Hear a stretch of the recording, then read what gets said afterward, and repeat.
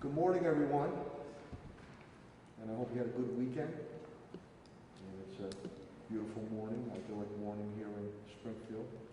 I want to thank our sign language individuals who are here.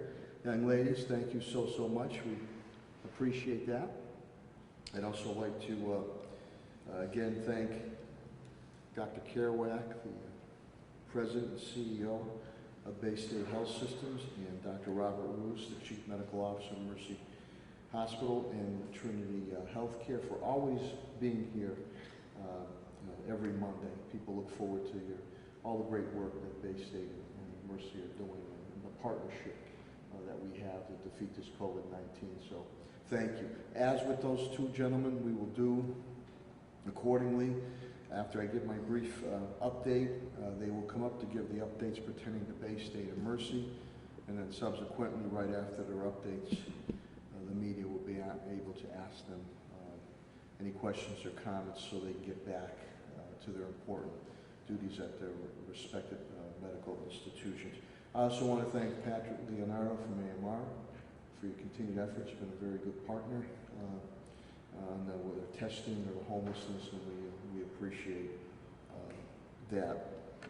Let me just give you a quick update. Confirmed new cases, and a good trend continues. The weekend we saw 4 new confirmed cases on Friday, 6 on Saturday, only 1 yesterday on Sunday. Total confirmed cases, that's what Commissioner Helen Carlton Harris and I go by, are 3,072 since this COVID-19 coronavirus pandemic started back in mid-March. Deaths, and another good trend, again, to those who have lost loved ones, our thoughts and prayers and encouragement and sympathy go out to you and your families. This is the 3rd week in a row there are no deaths that have occurred. And let me give you the breakdown on that, just for the record, on our daily updates. So 57 white at 43.5%, 31 black African American at 23.7%, 41 Hispanic at 31.3%, 2 Asian at 1.5%. On the where these deaths have occurred, long-term care facilities 57, residential 74, again for a total of 131. But we have not had a COVID-related death for the past 3 weeks. Knock on wood on that. We also, we continue to be in the green zone, which is quite an accomplishment, as Governor Baker had indicated a few weeks ago for a mid-sized urban center in America. And we are going to continue to do our due diligence and be vigilant on that. Senior meals continue to be delivered. Testing continues to stop the spread. Besides with Bay State and Mercy and Tapestry, AMR, and Commissioner Helen Carlton Harris will give you more of an update on that, the Stop the Spread initiative, Governor Baker.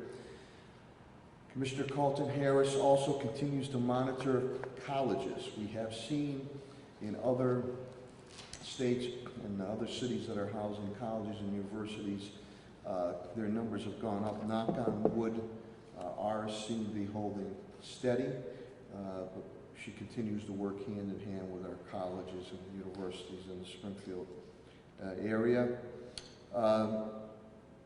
Halloween, in consultation with Commissioner Helen Carlton Harris, we have given guidance to what will or will not be allowed for Halloween. People have to remember, we're still dealing and defeating a pandemic right now.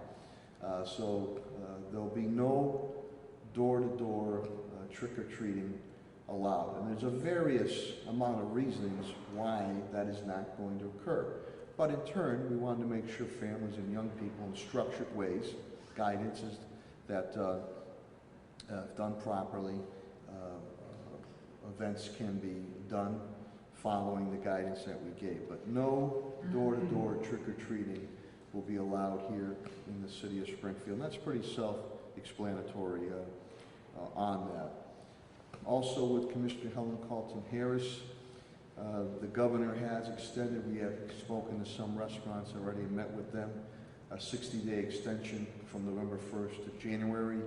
If the weather holds, we will continue to work with our restaurants on outside dining. It's been quite successful, and we want to make sure that they stay afloat and continue not only to stabilize but move forward until restrictions are relaxed. Overall, we held a beautiful and heartfelt 9/11 event.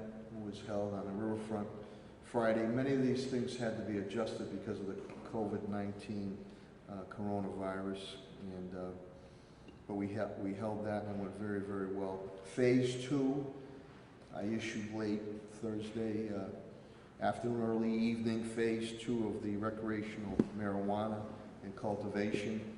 RFPs will be going out sometime in early October. We had a very harmonious and heartwarming event Saturday morning with the BLM, the mural painting, and I want to commend Councilor Tracy Whitfield on that. That went very, very well. The Ride to Remember was also Saturday. That was very scaled down and virtual, and a minor remembrance at Mary Lynch at the Scavina Beauregard Park Memorial that was held Saturday. Went very, very well.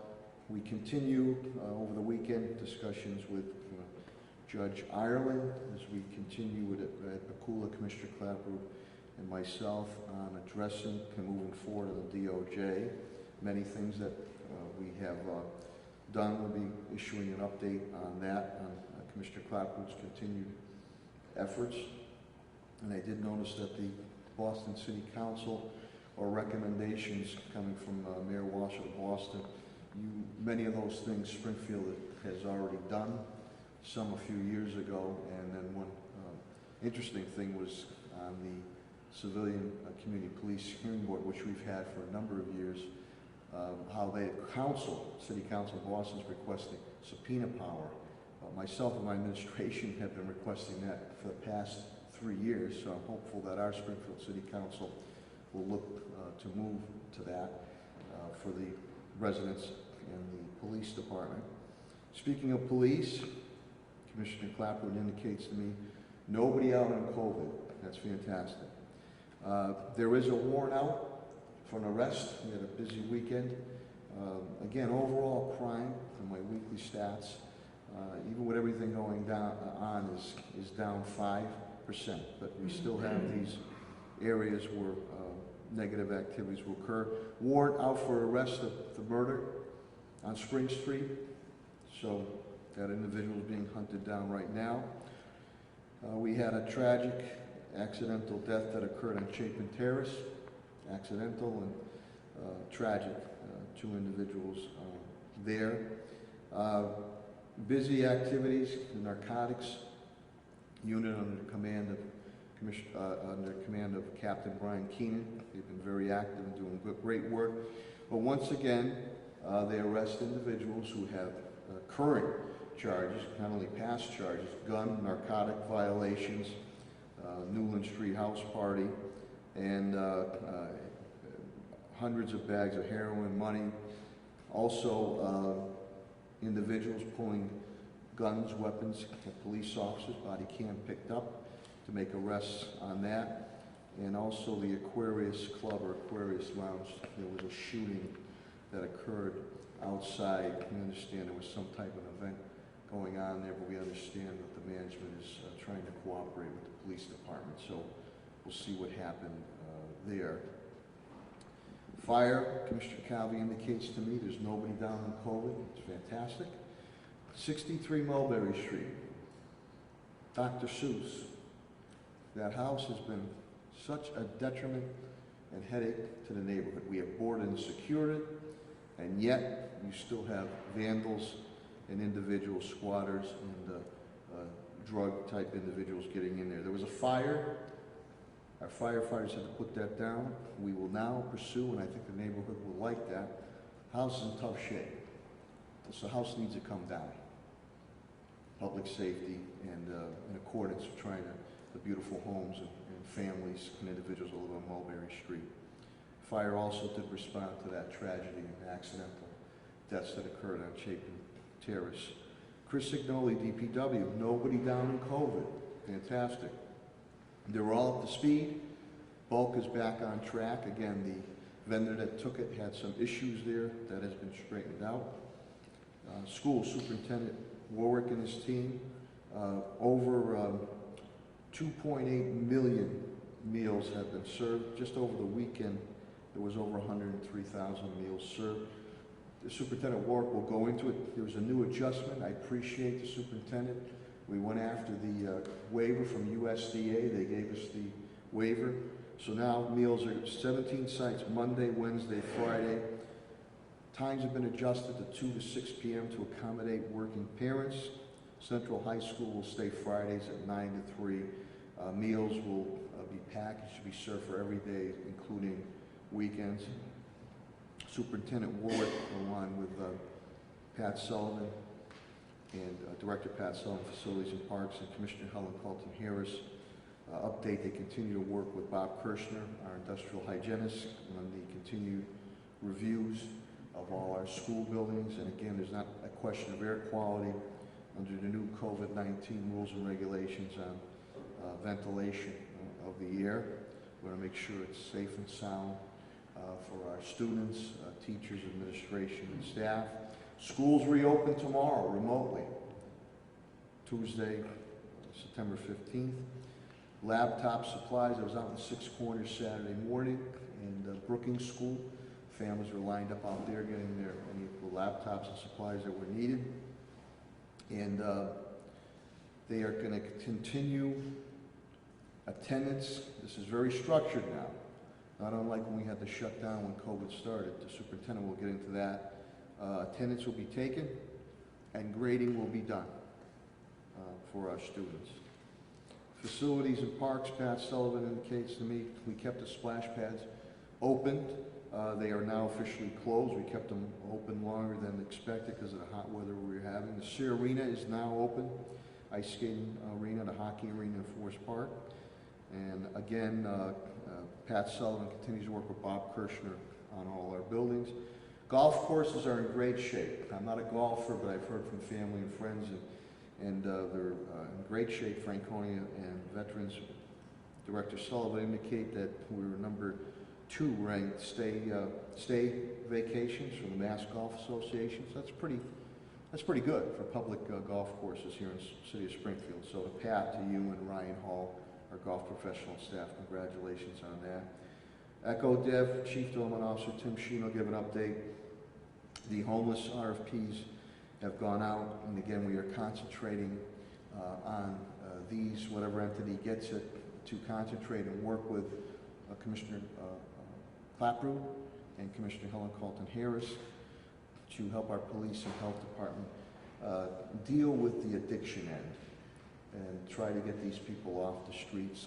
And we met with South End residents too on continued issues that are arising with the methadone clinic and get them the help that they need and take it out of the police realm as we diversify, unless it's a criminal type activity. Director Sheen indicates to me that we have given out over $7 million in HUD CDBG monies to help out our restaurants, businesses, residents with mortgages, utilities, rents. $7 million.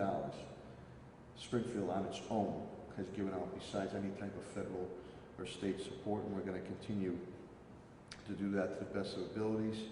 Segueing into our finances, Chief Administration Financial Officer TJ Plan indicates to me we've started, as we've done with other natural man-made disasters. Josh Norman, who is now with GP Strategies. Used to be a Rensselaer. We brought him in as we recruit every time we get our hands on it for the past natural and man-made disasters. Same thing here. We put in nearly $1 million submitted for reimbursements from FEMA. This is our first phase we're putting in. FEMA usually accommodates us with 75% reimbursement, so we're probably going to have to come up south of $250,000, but we're going to continue to pursue that for the taxpayers, residents, and businesses of the city of Springfield. We're down about $1 million for FY21 budget, and overall, since this COVID-19 coronavirus pandemic started, we're down just about $5 million in deficit spending to be able to provide for our residents and our business community. Law, HR, and Labor, Solicitor Pakula and Attorney Bill Mahoney, the standard updates that were given to me at that point in time. So with that, let me turn it over to Dr. Mark Kerouac, again, the President and CEO of Bay State Health Systems. Thank you.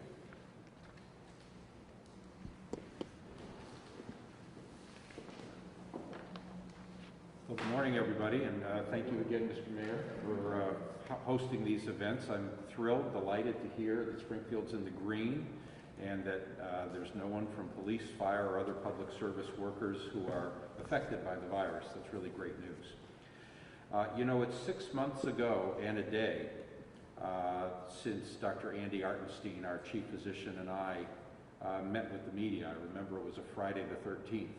Maybe there was a message there, too. To ring the alarm bell and to warn people about the imminent threat of COVID-19. I appreciate the steady coverage that the media has given to this serious threat since then. Bay State had yet to see their first case. The first case came 2 days after that, but enough was going on in the rest of the state that we thought it was important to alert people. While the calendar says it's been 6 months, it's felt a bit more like 6 years to me and to many of the others who've been involved with this. Within 3 weeks of that warning, Bay State Medical Center shot up from its first case to 180 cases, with 40 of them in the intensive care unit.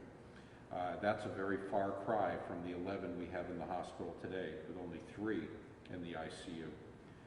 Within 2 days of that warning, we shut down elective surgeries and expanded the bed capacity of the hospital, looking at every nook and cranny in the place that could safely take care of a patient. We went from 720 to 850 bed capacity with nearly 200 COVID cases, but another 400 non-COVID cases. We didn't know how high the peak would go. Thank God it didn't exceed our capacity. We ramped up virtual outpatient care to the point where 60% of our outpatient encounters were done virtually at the height of the epidemic, and developed a number of safe pathways to take care of patients. Then as things settled down, we gradually opened back up, but in a very different way, limiting visitors, screening patients, having folks wait in the parking lot, called to come in, a variety of cleaning protocols, mask wearing. You all know the drill, what it looks like by now. And this included converting spaces and even constructing new spaces to safely care for patients. On the testing side, I tallied this up. We've tested 94,000 patients since the epidemic began. When we first, and over 30,000 of those tests were not for our own patients. They were to assist other caregivers, chronic care facilities, public housing, the homeless, etc. And that's a far cry from where we started, where we were really begging to get tests done by the Department of Public Health, which had very limited capacity. About 2,500 people have tested positive since the beginning of the pandemic, and 1,100 of them needed to come into the hospital. Nearly 250 have died, the great majority of those in the early days of the epidemic, but far fewer dying now. The percentage of people dying now is way down as we've learned how to take care of this disease, and the percentage of people testing positive has come way down as well. Over the last 7 days, we've been below 0.8%, which is the statewide average. The treatments have become clearer, as have been the preventive measures. We're now able to do about 1,000 tests a day on 3 different platforms, and we're planning to expand still further as the demand increases for broad-based screening as people get back to the activities that they miss. One of the good things about this pandemic is that we have built bridges to others in this area to help coordinate the fight. This includes our fellow healthcare leaders like Dr. Roos and others in the Valley and in Western Mass, public health leaders like Commissioner Carlton Harris to help coordinate contact tracing and testing, the legislators to coordinate the legislative and regulatory response, the governor's task force, and even local manufacturers who have helped us out in manufacturing personal protective equipment. It's been sad to see that other parts of the country have been much worse out of control. I mean, at times it seems they've lost their minds to me. Massachusetts has maintained a consistent message, and they've coordinated political leadership with scientific evidence, and that has saved lives and has kept us from having a greater catastrophe. For the people of Springfield and for Western Mass, I want to say thank you. You've sacrificed a lot, and you've maintained a shared sense of community. It's easy to say that we're all in this together, but it's a lot harder to act like you believe it, and that's exactly what you've done. Unfortunately, we need to keep this going a bit longer. In my opinion, a vaccine is 3 to 6 months away, so being vigilant and careful is still going to be necessary. We'll need to continue to be flexible as well and creative in finding solutions on how to ease back into other activities, particularly as it involves students and young children. But I believe if we hang together and rely on science, we're going to come through okay. I know that Bay State Health will be ready to see us through any surge related to greater indoor activities and the emergence of flu on top of COVID-19 this fall and winter. I hope we'll continue to be proud of how we stepped up to take on this unprecedented challenge. And thank you. Thank you, Dr. Gerlach. We'll now bring up Dr. Robert Roons, the Chief Medical Officer of Mercy Hospital, Trinity Health. Dr. Robert Roons.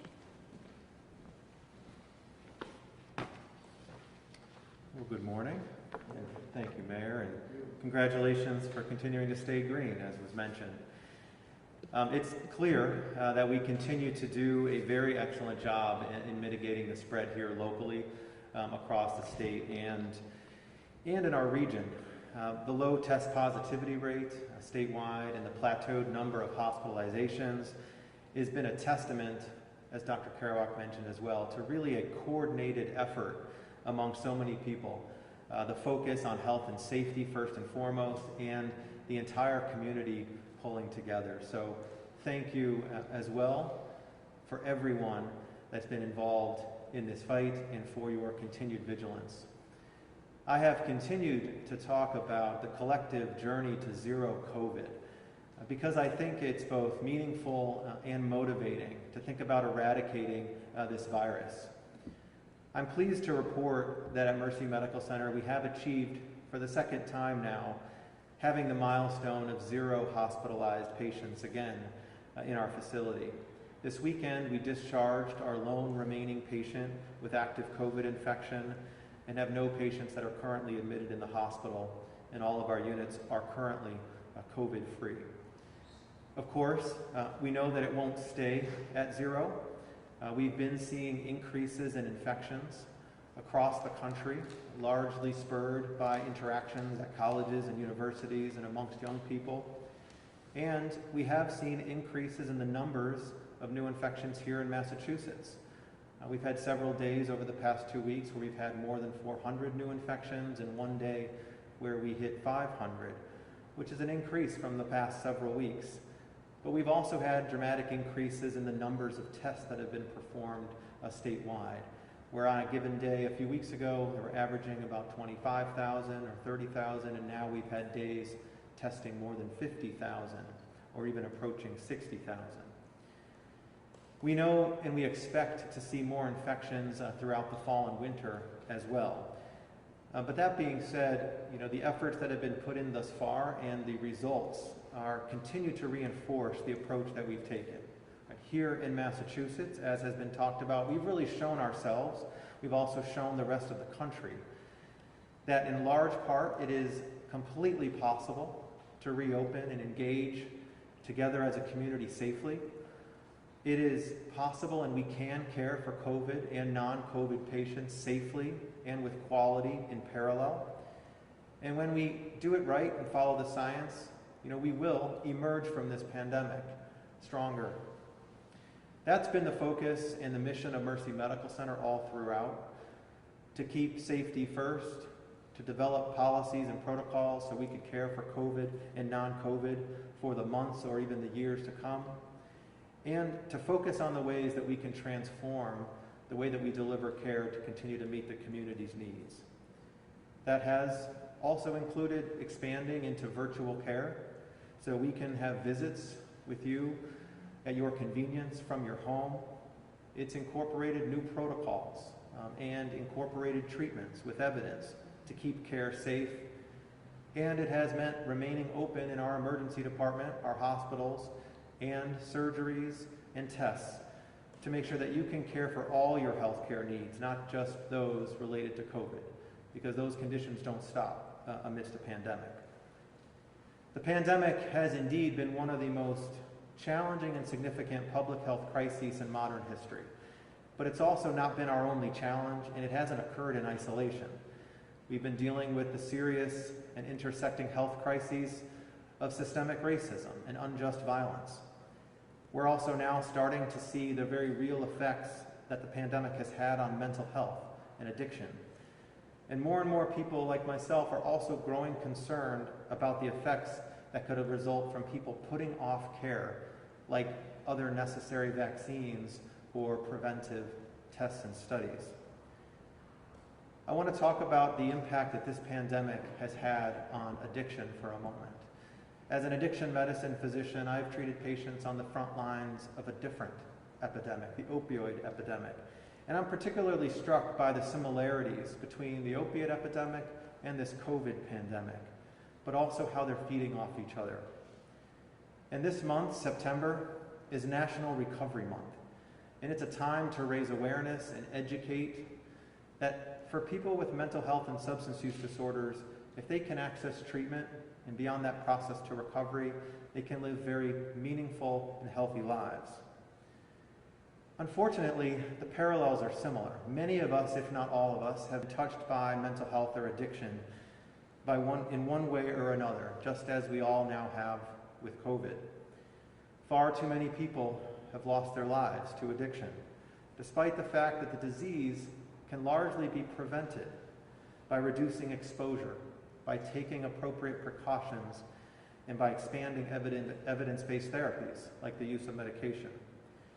And addiction, like COVID, impacts all aspects of our society, right? From health to business to law enforcement, and the negative effects also continue to impact communities of color disproportionately. More than 20 million Americans struggle from an addiction, including from alcohol, opioids, or other drugs. And before COVID, the reality was that the vast majority were not currently accessing care. This year, with COVID, we know that the challenges and stressors in all of our lives, and perhaps even more so amongst those struggling with mental health disorders and addiction, has been even greater. Addiction is a disease that often creates or thrives on isolation. Overdose rates have started to rise in areas of the country, as have suicide rates, and they're often correlated with economic downturns and family stressors. Both have been very present during this pandemic. And many 12-step groups, recovery services, or treatment programs were forced to limit their services due to risks of exposure related to COVID. So all throughout at Mercy, I want to speak about what we've done because I'm particularly proud and grateful that we've kept our treatment programs open and supported people in recovery, including our acute treatment service or detox and clinical stabilization services. Our opioid treatment program, where we treat more than 700 individuals with opiate addiction each day, and our colleagues that are providing care through Brightside for Families and Children, where we're going directly into homes before and now connecting with families via the telephone or video visits to reach into homes where children and families are in distress and need support, as well as our addiction consult service and emergency room STAR program, which stands for Starting Treatment, Assisting Recovery. We've been able to maintain these services throughout the pandemic and even expanded them in some cases because we've utilized new technology like audio and video visits. We've redesigned the workflows to allow in-person visits to occur where appropriate and alternate ways to provide group therapies. We've also revised guidelines to arrange for the safe delivery of medication for the treatment of opiate use disorder and ensured that we could still connect people to care or recovery coaching. We've also recognized the impact of the stress on our teams delivering the care and created colleague care teams to provide both resiliency, training, and workshops to support people that are working on the front lines that have been dealing with the pandemic all throughout. And so despite COVID-19 challenging us in many, many ways, we've been able to provide services that people have tapped into their inner strength, connected to something greater than themselves, and continued on their road to recovery. So if you are there struggling with the stress or anxiety or addiction, I encourage you to reach out. If you know somebody who may be struggling and are concerned that they may have been isolated or isolating now, please check in with them. Ask how they are. There are more than 25 million people living in recovery in this country, and not one has done it alone. The actions of each one of us, just like with COVID, matter. And the theme of National Recovery Month this year is celebrating connections, which I find so apropos. It is exactly that. And Dr. Kerouac spoke to these community connections that have been so impactful in addressing the public health crisis. It's our connectedness that will help us all emerge stronger from this pandemic and recover as a community. This is also why Mercy, with even no COVID patients in the hospital today, we will continue to reinforce the actions that have led to the progress that we've seen. We will continue to restrict visitors and screen people at our front entrances. We continue to test everyone admitted to the hospital. We have tested more than 41,000 to date, have a test positivity right at the state average of 0.8 over the past week, and we are expanding our platforms to be able to bring testing to more communities. We continue to modify our practices and our facility to meet the best practice for physical distancing. And we're also enforcing a mandatory influenza vaccine this year, and we'll be ready to deploy a coronavirus vaccine, but only when one is safe enough to do so, which I agree is not likely anytime real soon. But most importantly, we will remain focused, just as we would encourage you all to being safe during COVID and focusing on the future post-COVID. As long as we all stay vigilant, wear our masks, practice hand hygiene, stay distant, be cautious about where we go and who we interact with, and follow the science, I too am confident that we will all recover. Thanks. Now, Dr. Kerouac, Dr. Roons, I think any questions or comments from the media, Western Mass News is here, TV 22, all that. Any questions or comments to Dr. Kerouac, Dr. Roons, Paul? On the subject of a possible vaccine, the CEO of Pfizer in an interview said that they thought that they would know by the end of October whether they had a safe, what his company had developed a safe and effective vaccine. Obviously, there's a lot of unknowns about the logistics of how it will be distributed and that sort of thing. But just speaking in general terms, how big of a leap is it going to be to convince people to get vaccinated? I mean, it's a hard sell on the flu vaccine in a lot of cases. So, what? Yeah, I think that the CDC has put forward a suggested distribution plan that begins with healthcare workers and those in direct contact with COVID-19 patients, followed up by people living in congregate living situations, others at high risk. So it's about a 4-step process. I think at every step of the way there are going to be people who opt out, either because of concerns about safety or because of various beliefs they have about vaccines in general. So I think it is going to be a great communications and public relations challenge to make the case that this is worth doing. I don't think that we're going to get 100% of our population accepting the vaccine or 100% immune. But really what we're trying to do is to get the great majority of people immune, 70, 80%, which should be enough to extinguish the virus. Thank you, Dr. Roons. I don't have much more to add other than I think it's incredibly important that we let the scientific process regarding the phase 3 trials take their course so we can gather the data and evaluate that from a scientific perspective to understand what the true safety record is of the vaccines before bringing them to market.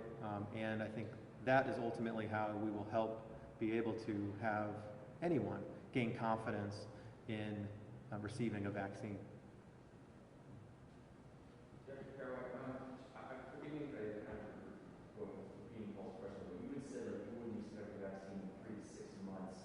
When you say that, do you mean like the vaccine would be approved, it would be distributed, it would be widely distributed? I wanted to clarify what you're Again, this is a crystal ball exercise, so cut me a little slack on this one. But basically, I would say before a single manufacturer has a vaccine that is determined scientifically to be both safe and effective. In other words, provides sufficient protection and also can be given to large numbers of people without concern about unusual side effects. That would be my guess. So what I'm thinking is that you're talking about the finding that it's safe, not distribution. That's the big chasm. Yes, but remember, many of these candidate vaccines, at least 2 of them, they've already spent, millions and millions of dollars to stockpile tens, if not hundreds of millions of doses. So it's not going to be a question of developing a pipeline, but simply executing on a distribution network. So would you say that once there is a finding that something is safe and effective, that the turnaround to distribution, so there are some media reports that are suggesting that it could be months and months and months and months before it actually starts being widely distributed. Is that kind of an overstatement? Like It'll be a few. Capacity than it seems. It'll be a few months. Here, just think of how we do with flu vaccine. Every year we have to make a new one. It usually doesn't come out and it's not widely available until October or so. And nearly everybody, I'd say 80% of the people who get immunized are immunized over the next 2 months through a variety of mechanisms. Some of the vaccines require unusual levels of chilling, so that creates problems with their distribution as well. But 3 or 4 months would not be an unusual expectation to sort of get it out to everybody and work your way through that 3 or 4 step process, 3 or 4 tiers. And do you also think that, I think there's also a sense, I'm not being honest, we can't read the minds of everybody in the public, but, people hear vaccine and then start being reckless. Do you think there does need to start being some type of public awareness campaign about how this, transition and rollout is going to be and how much we are going to need to change or not change? I mean, I'm just thinking like I would hate for, there to announce to be a vaccine and everybody's ripping their masks off, because that's not the same thing as, actual public safety. Yeah, but think about the vaccines we have today for, let's say, measles or mumps or rubella. These are normal childhood vaccines that have been around for years. They're generally required for school, and yet there's a small percentage of people who under no circumstances are going to accept them, even though they don't have a medical or religious reason for doing that. And generally, reason-based arguments don't hold much weight in those settings. Here in Springfield, vaccination rates among school-aged children are really quite high. They're among the highest in the state. So I'm optimistic that in Springfield, once a vaccine is out, it will be generally accepted. Well, I'm not talking about acceptance. I'm talking about the public abandoning the social distancing and mask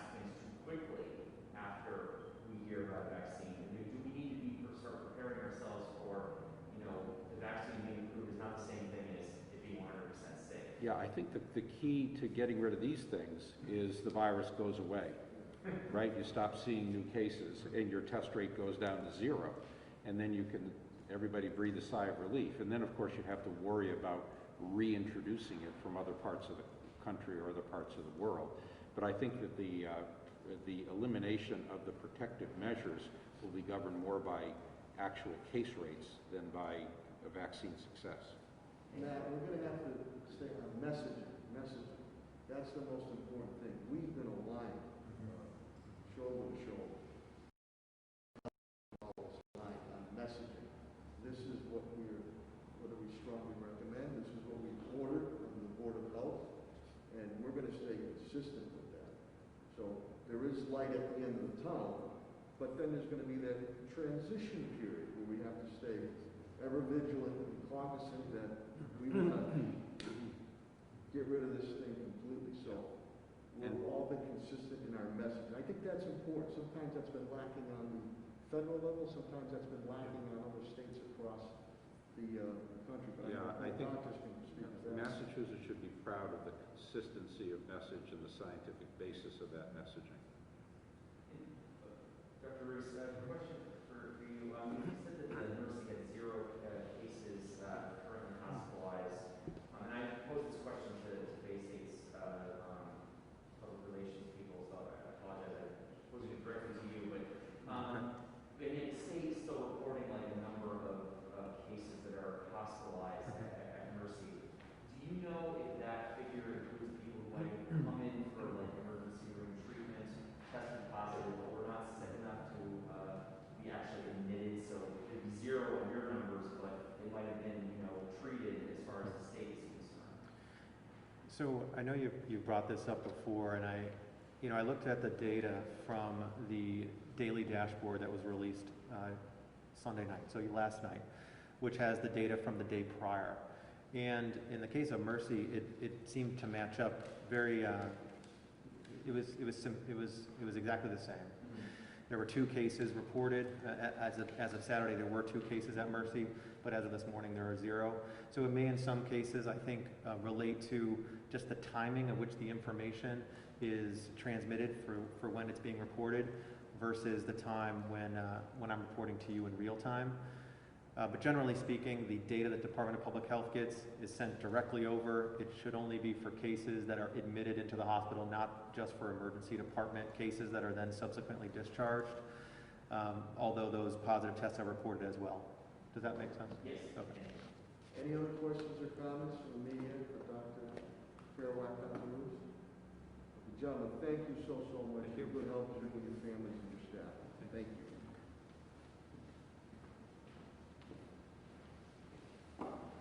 We're now going to move to the cabinet heads and the public health aspect. And before I bring up the Commissioner of Health and Human Services, Helen Carlton-Harris, Dr. Roos touched upon our efforts to quell addiction, and I know many a times Helen and I would do events on it, but I want to commend Superintendent Dan Warwick. We have Recovery High School, and we've been doing it for a number of years, and it was controversial at the time.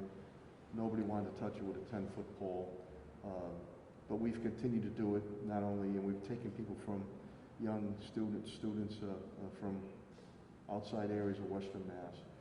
And some of those stories of the trials and tribulations, but more importantly, Dan will tell you, the stories of how they've been able to move forward because of the Recovery High School and the Springfield Public School System. And again, these are across the board in Western Massachusetts. I think we're the only game in town. And to give them hope and to give their families an opportunity to move forward. So, Dan, to you and your staff, I commend you on that. With that, let me bring up the Commissioner of Health and Human Services, Helen Carlton-Harris, who has done a wonderful job being our point person on this defeating COVID-19 coronavirus pandemic.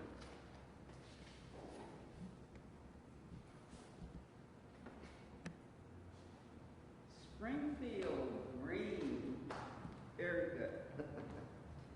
Mayor Sarno, again, thank you very much for your support and your constantly making sure the city stays safe. Thank you.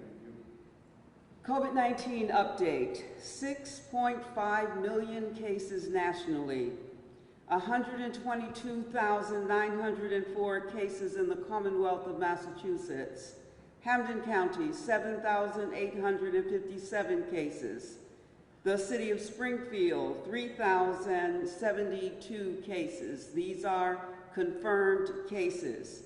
In Springfield, from August 31st to September 6th, there were 29 cases for a 7-day average of 4.14.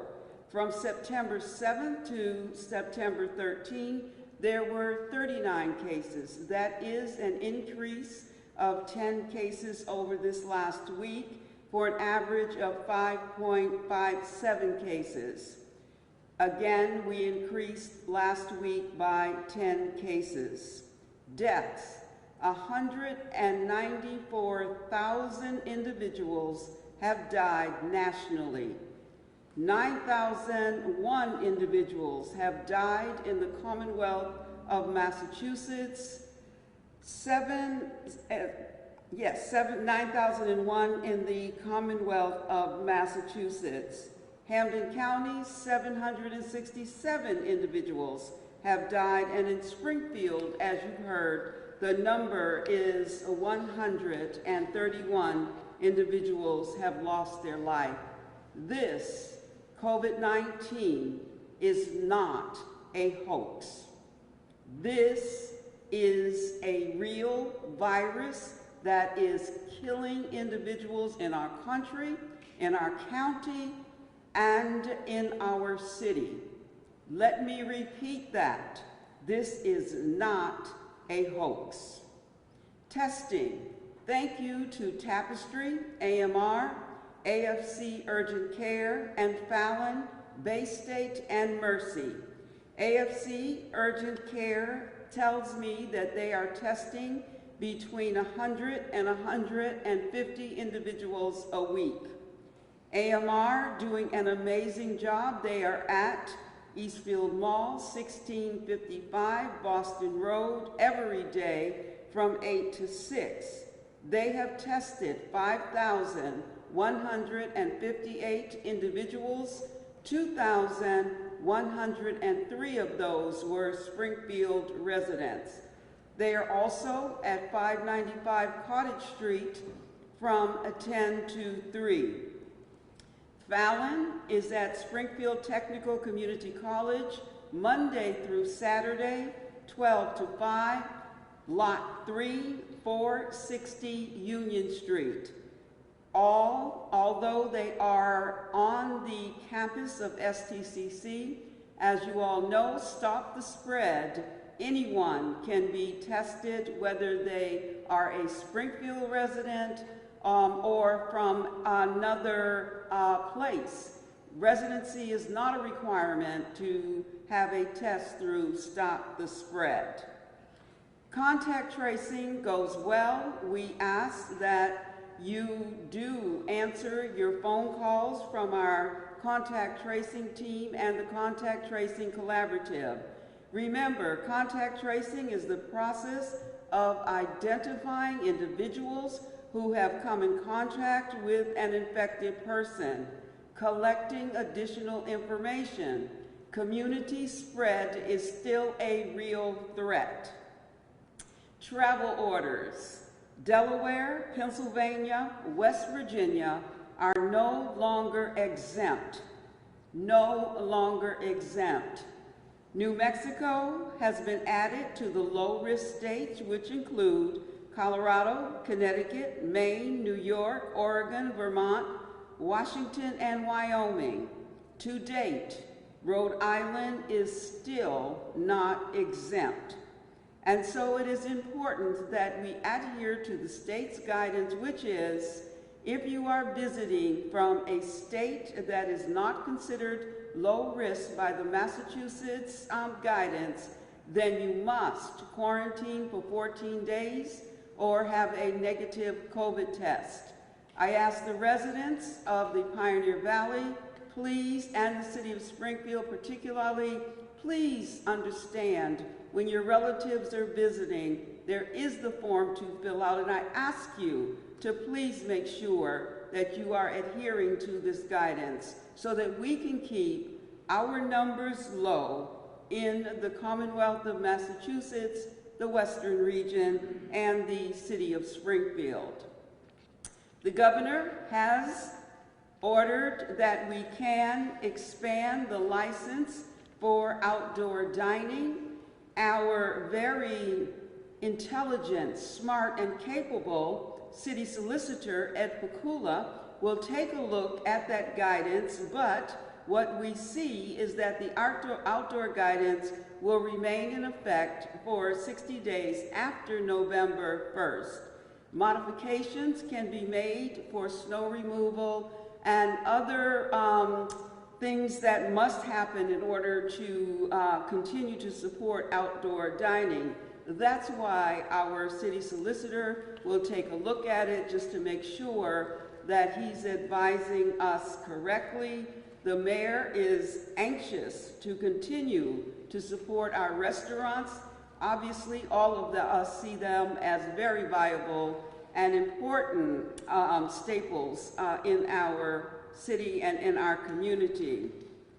The Springfield Department of Health and Human Services continues to work with Springfield Public Schools on their reopening plans. I am appreciative to their staff who are doing an amazing job in putting guidance in place as they begin the journey back to school remotely with their students. And I know that the teachers, the nurses, the paraprofessionals, the clerical staff, everyone on the team, including and particularly the superintendent, Dan Warwick, are doing an amazing job. Our institutions of higher learning, we continue to work with our colleges to make sure that we are tracking and tracing and communicating as far as COVID-19 and the safety of those students are concerned. I am very impressed by our colleges who are back. They are taking this very seriously, including suspending students who are gathering and inappropriately in terms of the numbers. So everyone is taking this seriously. No one wants to see a cluster on our college campuses, and so we will continue to work with them. We've gotten some questions about private schools and our Catholic school systems. We recognize that they are not under the DESE guidance, but all have agreed to follow, to my knowledge, the DESE guidance, and we're very appreciative of that. All are still subject to Board of Health requirements across the Commonwealth of Massachusetts. That does not change. And so we will work with private schools, public schools, Catholic systems, just to make sure we are keeping each other safe. Flu shots, please understand that we are going into flu season. We will be giving flu shots as a department, but we ask you to avail yourself of flu shots. Everyone, individuals 6 months and older, should receive a flu shot, particularly those over the age of 65 who have chronic conditions. It's important that you get your flu shot, and so we're asking that you do that. Days are getting shorter. We are all spending more time indoors. If you have individuals who are coming into your life who are not members of your family or are individuals that you do not know who are not usual parts of your household, please take precautions. That is critical to your health and to the health of those individuals who are visiting you. The days are getting shorter. We are all going inside. And also, as I said before, the emotional and mental health can really become strained when we're dealing with COVID, children at home learning remotely, and understanding that our emotional health, again, can be impacted. I want to also congratulate City Councilor Tracy Whitfield and her team. She was very clear. She could not have pulled that initiative off without them, and so I want to thank her for her leadership on the Black Lives Matter mural. I also want to thank the mayor, who was extremely supportive, and to the cabinet heads who worked on this. She definitely called out Patrick Sullivan. She called out Chris Signoli. She called out Mayor Sarno. She called out Springfield Police. She called out Springfield Fire. She was very appreciative of the team. So I just wanted to say that because I think it's important that you know that she did appreciate all of our efforts. Want to thank the Department of Elder Affairs, who continues to work very hard to reach out to our seniors. They are doing the senior meals, but they're doing a number of activities as well with our seniors, and they are considering how to do Zoom with our seniors as well, and so we're appreciative of that. The library system is still doing curbside. We are working with Patrick Sullivan, Bob Kirshner, to look at those buildings and to make sure that their air flow is sufficient when we are able to have individuals inside. We are believing very strongly that behavior is what's most important. It is really important how we behave as a region and as a city. We have the power on many levels to control this virus. So, hand hygiene was mentioned. Wash your hands 20 seconds or more if you can. Wear a face covering, and I am so proud of the residents of Springfield as I go around and people are really adhering. Businesses continue to make sure when customers come in that you are asking them to have on a face cover. And finally, social distancing. I am a hugger. I love being around people. I enjoy just being close to individuals. We can't do that right now, so please adhere to the social distancing or physical distancing regulations. And I want to finally thank the mayor because Halloween, we want our children to have a good time. We want to celebrate Halloween. We think Halloween is very important to having our children experience joy. This year, it's not possible to do a door-to-door Halloween effort. However, we have given you some guidance and some things you can do.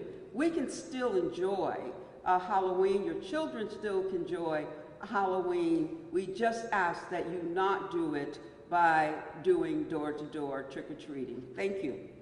Thank you, Commissioner. Thank you, Commissioner Fulton Harris. We'll now go into the public safety component report, and we will start with the Fire Commissioner of the City of Springfield, Bernard B.J. Calvi.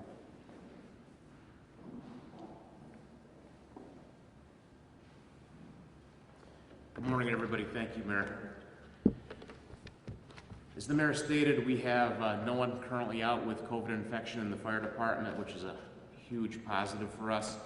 We did have a busy weekend. We responded to a double fatality in the North End on Saturday. And then Sunday, we had a significant structure fire on Mulberry Street, which was caused by homeless squatters breaking into a abandoned boarded-up building. I ask everybody, if you see anybody going in and out of abandoned buildings, to please call 911 and report it. This is a huge safety problem.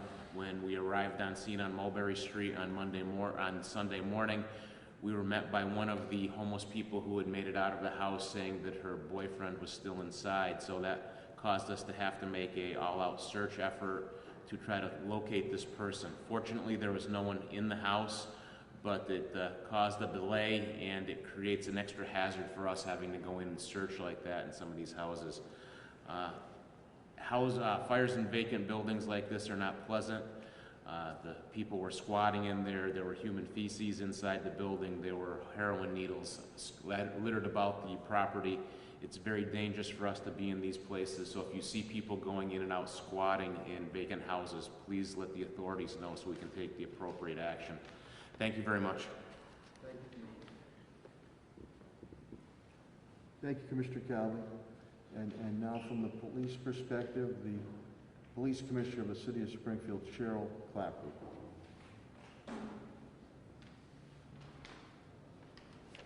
Thank you, Mayor. The weekend was active for us.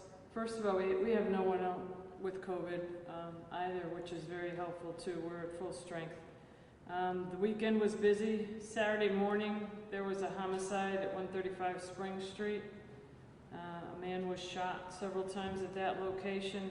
There is a warrant out currently for the man who did that, so we have a murder warrant in effect. They are looking for him right now.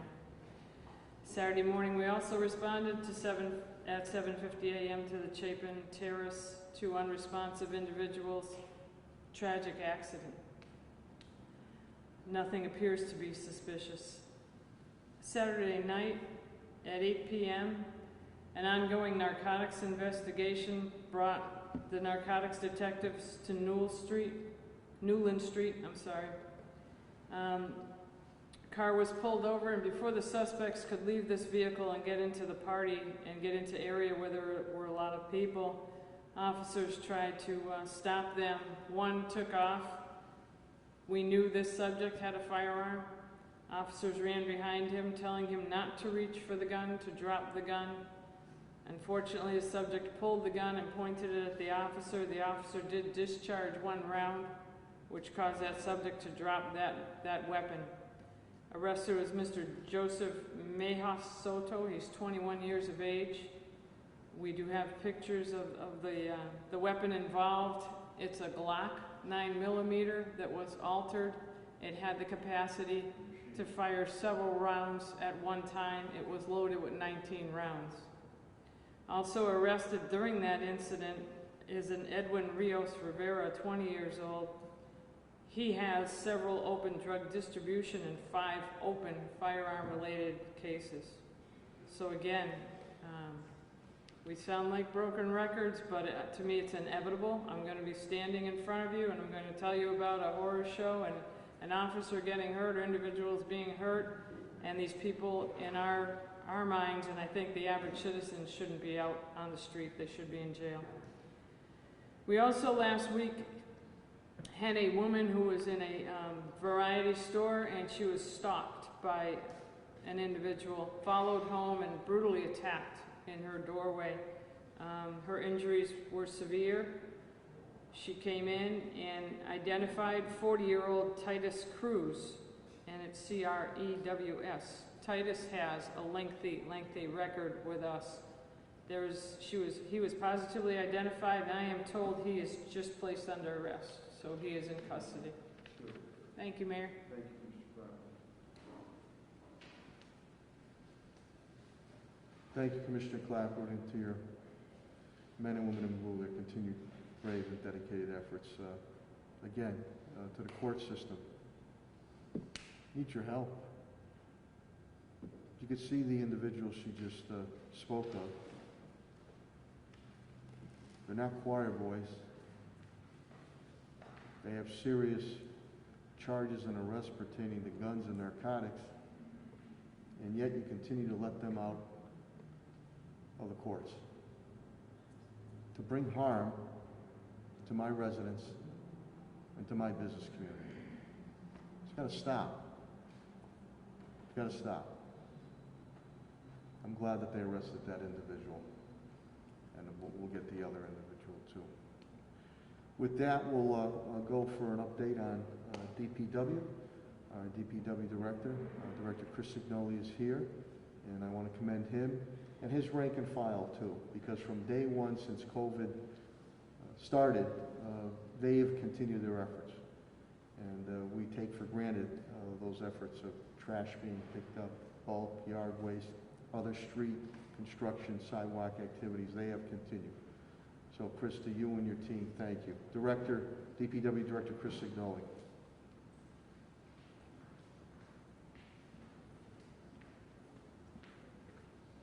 Mayor, thank you very much for those words. With regard to DPW, we have no employees out with COVID. Over the last week or so, we have caught up on yard waste and recycling as well as bulk. So all those services are back up to speed as far as where we need to be on a daily basis. Construction projects are moving along. At this time, a number of them in the city. We're getting very close to having a nice little ceremony with regard to the Six Corners roundabout and get some final work in there. Our other projects are moving along. And lastly, as I stated last week, our advertisement is out now for snowplow contractors. We try to hire anywhere between 150 and 170 pieces of equipment in the city. So that advertisement is out. We've increased the amount paid to the contractors as well as an incentive clause that we've had in our program for years. So we're in the process now of signing people up for snow. It doesn't look like snow, however, we need to get people signed up as quickly as possible. And that's the basic update from DPW. Thank you. Thank you, Director Signoli. Another hot topic issue, obviously, is our children and our school system, and Superintendent Warwick and his team have done a wonderful job. He just received, I know, an early morning phone call from Commissioner Riley and commending us and actually looking for our assistance as Springfield's been highlighted how to move forward in dealing with this COVID-19 as we move forward remotely. So Superintendent Warwick has a number of updates to give you. The Superintendent of Springfield Public Schools, Dan Warwick.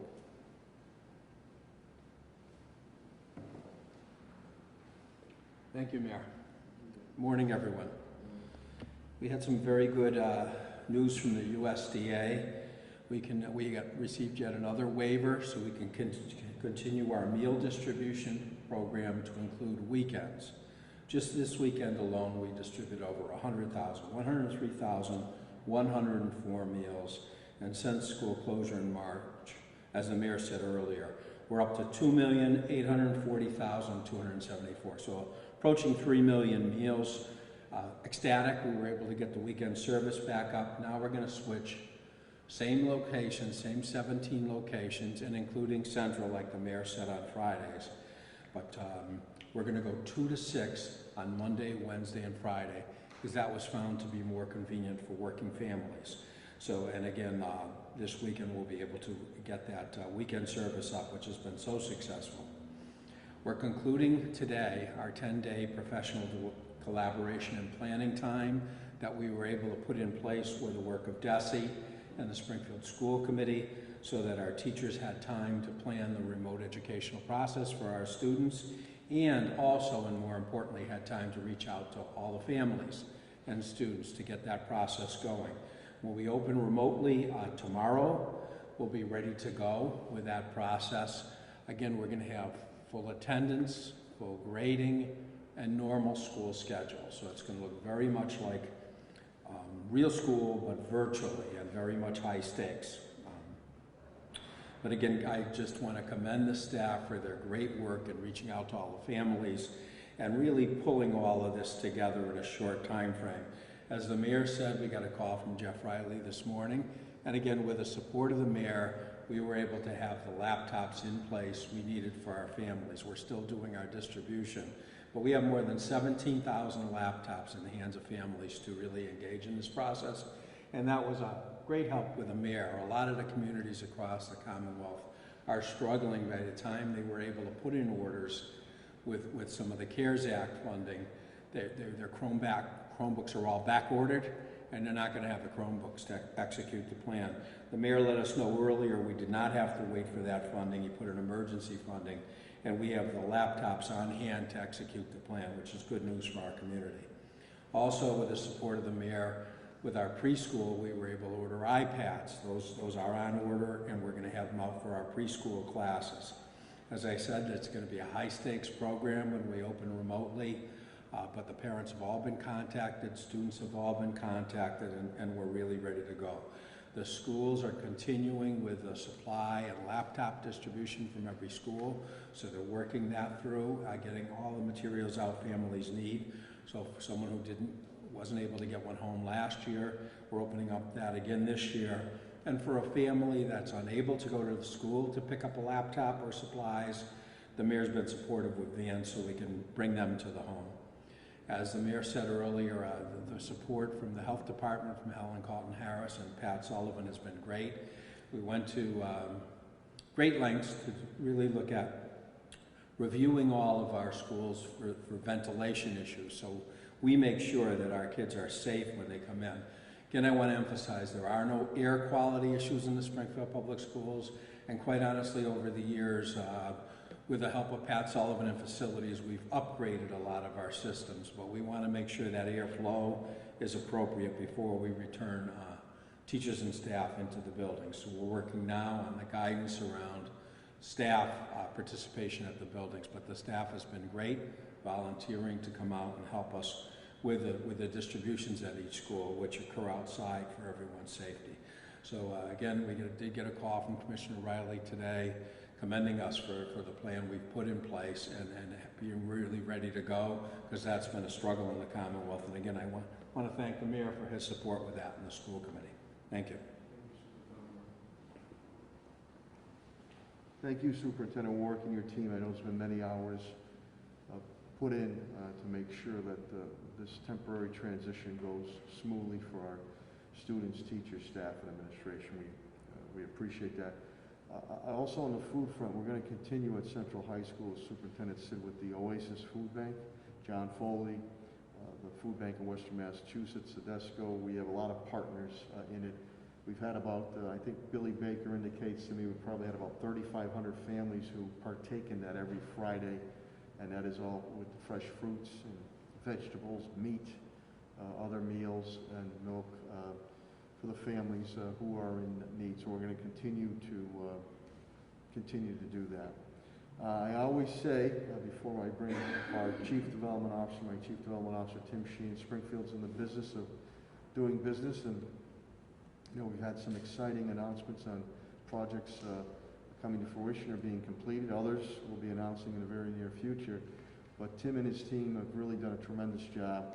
Again, $7 million of HUD and CDBG funds that we have gotten out to our business community, that we have gotten out to our residents, that we have gotten out to our non-profits to help them hang on, to help stabilize them till we defeat this COVID-19. So without further ado, the Chief Development Officer of the City of Springfield, Tim Sheehan.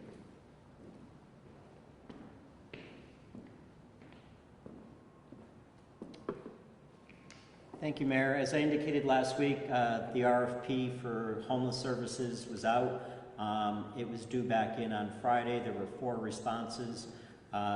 Staff is intending to review those responses and have an announcement of the awards this week. In addition to what the mayor said, we also got news last week that an additional $1.7 million was awarded to Springfield in CDBG funding associated with the CARES Act. We'll be looking at programming that funding as well. And finally, I just want to indicate that so many people have gone the extra mile to support the small businesses and restaurants in the city, and I encourage you to continue to do that, as this has been an extremely difficult time for them economically and their staffs as well. So anything that you can do in terms of frequenting those small businesses that you know and love is very, very, very much appreciated. Thank you. Thank you, Director Sheehan, and again, our friend and always my conduit on a federal level, Congressman Chairman Neal Ritchie, has been great when we look to be innovative with the HUD and CDBG money, so we appreciate that. As I stated earlier in the update, Solicitor Pakula and HR Labor Director Attorney Bill Mahoney, pretty much status quo report that was, oh, Patrick, oh, geez, how could I forget the Wizard of Oz? As Billy Sullivan would say, God rest his soul, it's a mistake of the mind, not of the heart. The Director of Facilities Management and Parks, otherwise known as the Wizard of Oz, Patrick Sullivan. Thanks, Helen. Thank you, Mayor. Thanks, Helen.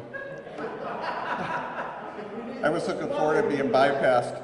But as the mayor reported earlier, our splash pads closed yesterday, and a special thank you to all the residents and families for following the guidance. We had a great summer. Sea Arena opens today. If your team needs ice time, it's for practice and drills only. That number is 787-6438. Bob Kirchner had contacted me late Friday. He's about halfway through his calculations on the buildings, and I shared with the mayor and Dan Warwick that he's been pleasantly surprised with the condition of our systems, the cleanliness of them, and that goes to credit to our HVAC tech crews who do a great job. So I think we'll have some good news from him, and basically the guidance that we're going to need as we move forward in managing COVID. And then also, as the mayor indicated, a special shout out to Andy Gay, who's our Green Superintendent at Veterans, and Anthony Cole, the Green Superintendent at Franconia, and their crews. The two golf courses were chosen as the #2 staycation in Massachusetts by the Mass Golf Association, so that's a real compliment to their efforts. And then finally, a special thank you to the residents who continue to make the appointments to come either here or Tapley Street. And we will be continuing to review those guidance with Helen and the mayor as we approach our winter months. But I think it's one of the key factors in what's keeping Springfield green, so we will probably stay with that appointment system. Thank you. Thanks, Pat. Thanks, Pat. Director Sullivan. You know, Helen and Pat are like the dynamic duo, you know, so they watch each other. What's that, Helen? I got your back. Is that it? It's Monday morning. We need a little bit of a laugh. Again, we received financial, give you the update with TJ Planner, CFO, and Solicitor Pakula, and HR Labor Director Bill Mahoney. So at this point in time, if there's any questions and or comments from the media for cabinet heads or myself, we'll be more than happy to answer any questions if we can. Paul? Nice mask, Paul, by the way. Thank you. Have you had any feedback since the announcement Friday night about trick-or-treating? Yeah, and it's been good feedback. It's been good feedback. You know, we are dealing with a pandemic here, and everything that we have done. I remember very distinctly when we had the freak nor'easter that occurred back in late October, pre-Halloween of 2011.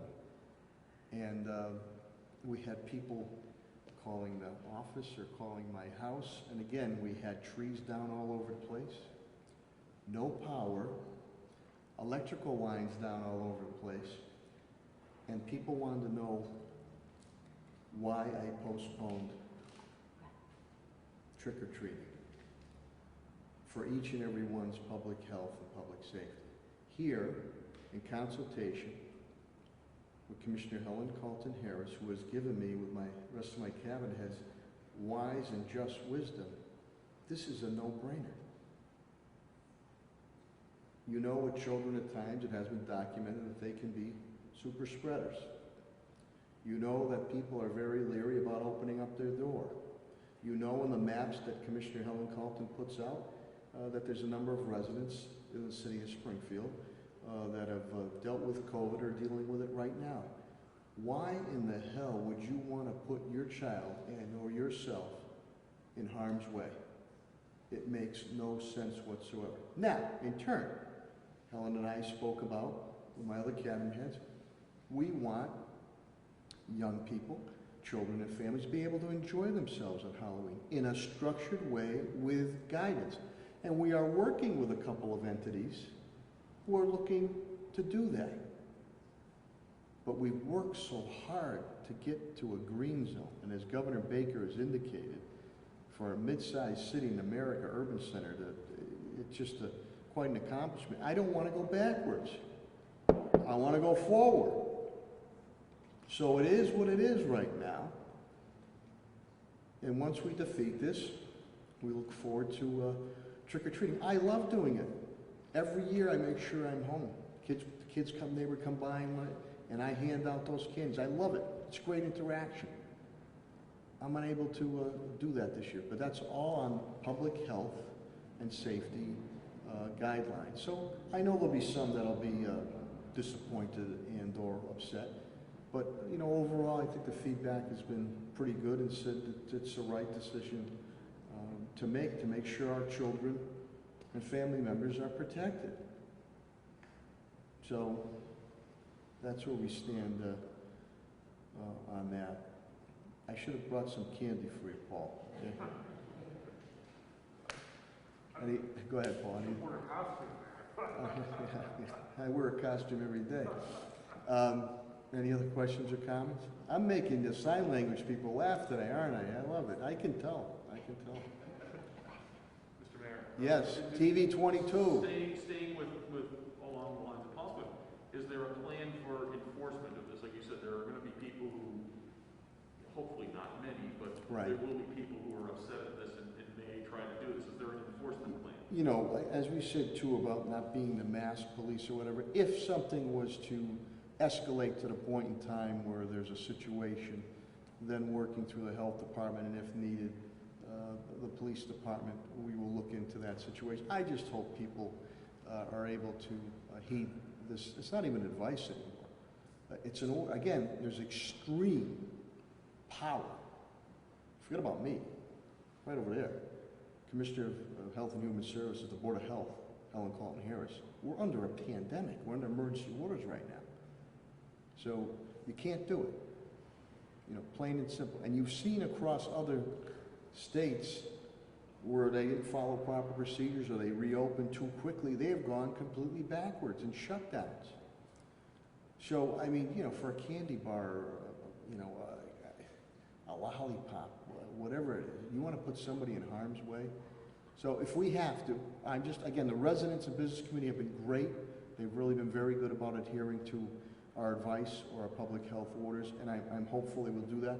If you look at the press release we put out, I think late Friday, it does give the reasons why, but it also gives some guidance on how possibly, following a checklist, that you might be able to do a structured type event.